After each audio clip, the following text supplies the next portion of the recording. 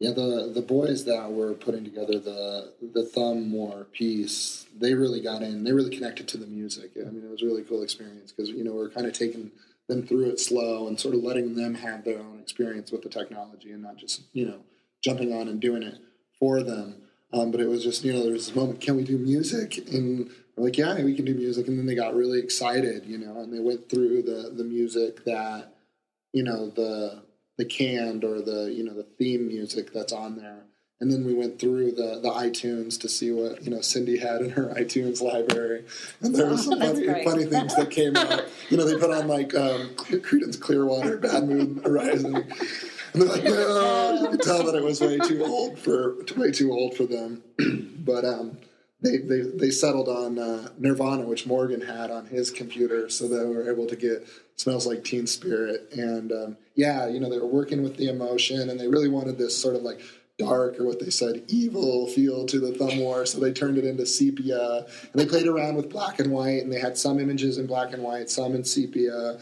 They sort of experimented with it until they sort of settled all on sepia. And I learned something from them, because with the Ken Burns effect, it moves the image, and sometimes it cuts off part of the image. And they were able to move the image so that they could control what area of the image was getting cut off, so the thumbs were still... We need to learn that, because we had to stop the Ken Burns effect because the boy's head was getting cut off. Yeah, and so they were able to just, intuitively see, how to move the picture, and I learned something from them. So that I think is a great segue to what Jason was kind of talking about earlier about, as teachers, we need to, when it comes to this kind of technology, we need to be okay with stepping down and just like having the kids teach us, and learning from them, and being humble and learning something from them from a technology perspective, while still teaching them how to develop their writing skills and become better writers. So.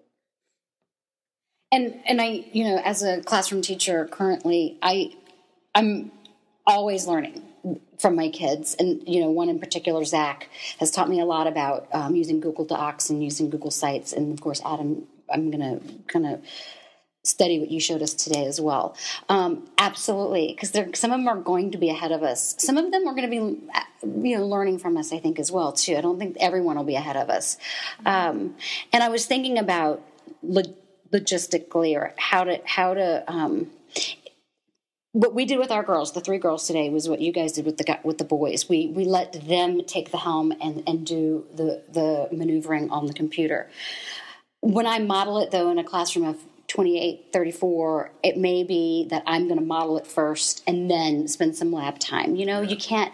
It's the way to do it, I think, in a bigger classroom setting, and then schedule lab time and let them play around with it for a little while. Yeah, the approach we took was we were actually the ones driving on the computer, and then they kind of hovered around us, and like we showed them the different transitions and stuff.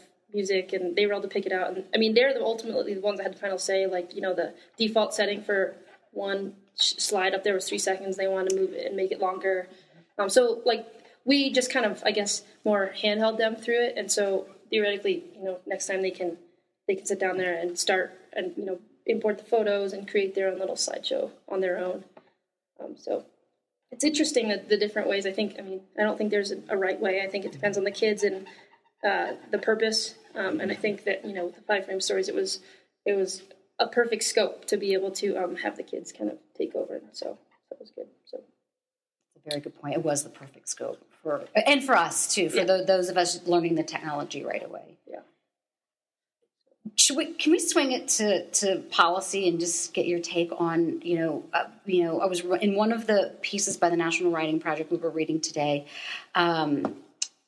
Not many states, maybe 22, have written technology assessment into their standards, I guess. Mm-hmm. So I'm just wondering if you guys have read anything about that in your graduate studies and your pre-service studies.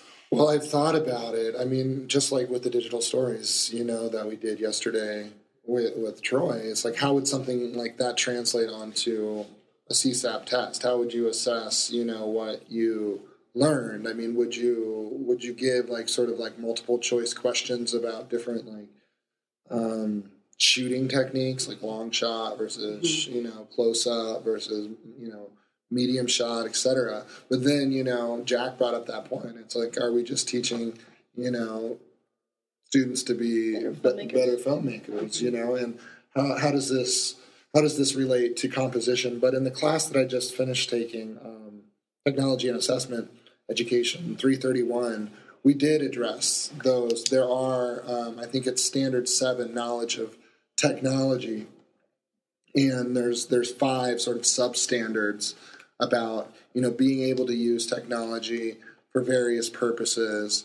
And I think just to sort of, it's becoming a mantra. I'm just hearing it over and over. But we teach the writer, we teach the writing, and we teach the technology. But I think that's the way to approach the policy and the standards too. Is stay true to our principles of composition, but also incorporate more mediums and more tools to be able to compose. I think one other thing about assessment is I think just making sure that kids are aware of the different purposes and the different ways to use the different genres like video and podcasts and images and still images and